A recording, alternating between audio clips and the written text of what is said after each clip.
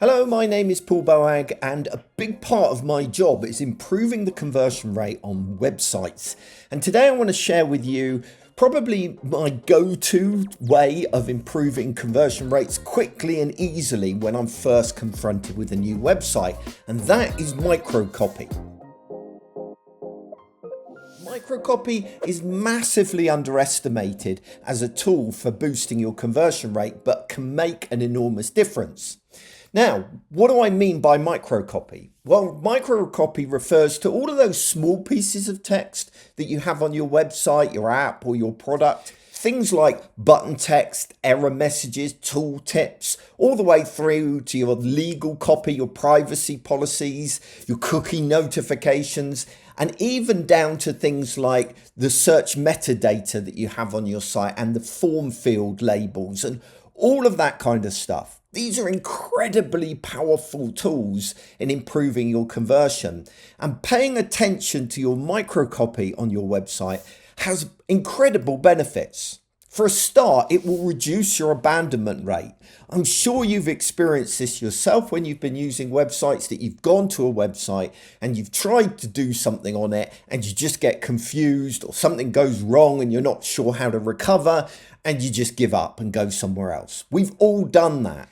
And yet we don't take the time on our own websites to really hone the copy that supports people through those processes and avoids those problems occurring by giving good instructions, and helps people recover if and when things do go wrong. So it can definitely help to reduce abandonment. And as a result, it also increases the chance that a user successfully completes a task. And if they complete a task, they're more likely to convert and act on your website. Also, good microcopy will improve engagement. It will put people in a positive sense of mind. They'll spend more time looking at your content, and all of that ultimately leads to more conversion. Just by way of an example of how powerful microcopies can be, on my own website, I changed the search box from just saying search to search decades of advice. I actually tested a whole load of different versions from this search works really well. I even tried that, which improved things, or because people think that search is rubbish on most websites, all the way to the exact number of years, to all kinds of things. And I actually saw a 57% increase in searches by going from just a straight search, a placeholder, to search decades of advice. So little changes can make an enormous difference on your website. When I look at microcopy on websites, I see common reoccurring mistakes that people make. And to demonstrate the kinds of problems that you will see with microcopy on websites, I'm going to use this page. Okay, this is GitHub's old 404 page. And the reason I'm picking on poor old GitHub is because this page consistently appeared as a list of the best 404 pages out there. And in truth, nothing could be further from the truth. This page sucks from a microcopy point of view. And I want to explain three major problems that this page falls into, and the chances are most of the microcopy on your site may well fall into as well. First of all, it uses technical language. It talks about 404. No one knows what a 404 error page is other than it's bad. And equally, you can find things like a 500 error page, or a 502 or a 503. What do these things mean to normal people? And often the problem comes about because nobody is really paying attention to microcopy. And so it falls to the developer to write the microcopy on the website, because the designer hasn't looked at it, the copywriter hasn't looked at it, the marketer hasn't looked at it. And so they just make something up. And it results in copy that is often more technical than it should have been. The second problem with this page, and something that I see all the time with microcopy, is it lacks empathy. It's making a joke. It's making a Star Wars reference. This is not the page you're looking for. Well, that's the wrong time to do it. It's not that humor shouldn't be used. Absolutely, humor is a very powerful tool in our arsenal. But when things go wrong, our audience is frustrated. And if they're frustrated and irritated, that's not the time to start making jokes, is it? So having empathy, understanding where things have gone wrong, how the user might be feeling, what questions they might have is incredibly important in writing good microcopy. And then finally, it fails to make clear the action the user should be taking. So something's gone wrong. Okay, how do we fix it? Now it does a little better here. It does at least provide me with a search box that's, encourages me to search, but it doesn't explicitly tell me that you might find what you were looking for if you search. So in all of these ways, we need to be looking to improve our microcopy. So look through the microcopy on your site.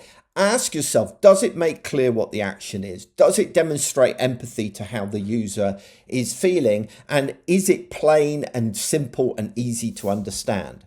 So how do we go about writing our microcopy on our website? Well, the first thing we need to do is demonstrate empathy with people. As I said before, we need to ask ourselves what might confuse or worry the user at this stage, and how can we use copy to fix those problems. But we also need to, as I said a minute ago, demonstrate empathy in how the user is feeling at that part in the journey. Now, MailChimp used to have an amazing voice and tone guide that perfectly demonstrates this thing. So it gave examples of how it wanted to change its tone of voice depending on what the user was going through. So if things were going well, there'd been success, something positive had happened, then the user is feeling happy, and you might want to say something like, fine piece of work, you totally deserve a raise. That's the time to be a little bit more humorous and a little bit more happy. Well, if something went wrong, if there was a failure, right, that's the point where you would be much more straightforward. Offer a solution. Don't try and be funny. We're experiencing a problem with our data centers. Our engineers are on the case. So demonstrate empathy as you're writing. Second, use plain language. Here's an example of a little piece of microcopy from a charity website I was working on once. And it says, your tax-deductible donation funds life-saving research, education and care, and would mean so much to someone fighting cancer. Please donate today. Now, there was a lot of things in there that actually made that a really hard to read sentence. For a start, it's a very long first sentence there. Secondly, it's got lots of conjunctions that make it harder to read. Third, it uses unnecessarily complicated words. You could say giving rather than donations.